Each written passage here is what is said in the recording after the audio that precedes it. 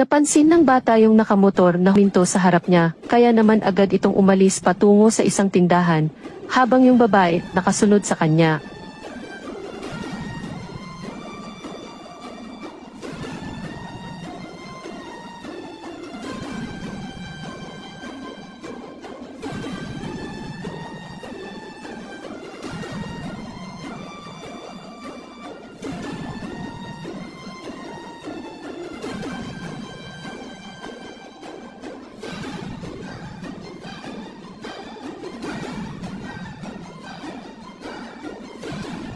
At kung makikita nyo sa video, lumapit yung babae sa bata at inalok ito ng candy.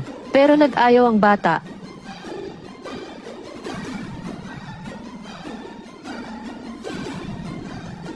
Pagkatapos yung babae parang may tinuturo sa labas at niyaya niya ang bata, pero hindi sumama yung bata sa babae. Hanggang sa bumalik na yung tindera at napansin niya na meron kakaiba sa babae. Kaya man kinausap niya ang bata para hindi agad umalis sa tindahan. Pero yung babae at ang kasama niyang nakamotor nag-aantay sa labas kung kailan lalabas ang bata sa tindahan.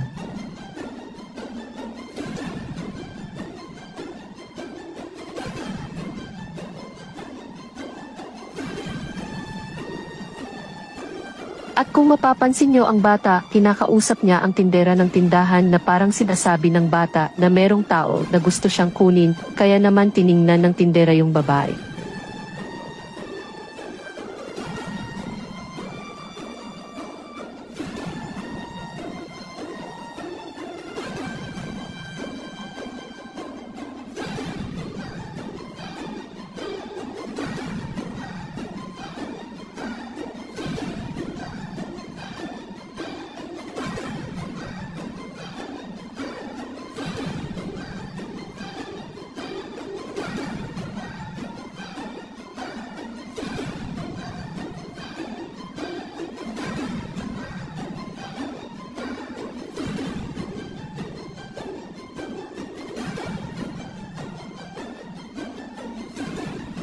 Nang umalis na yung bata, napansin ng tindera na sinundan ng babae yung bata, kaya dali niyang hinawakan yung bata. Kung hindi dahil sa kanya, baka napahamak na yung bata. Sana magsilbing aral ito sa karamihan na huwag basta-basta pabayaan ang inyong mga anak, lalo na sa daan.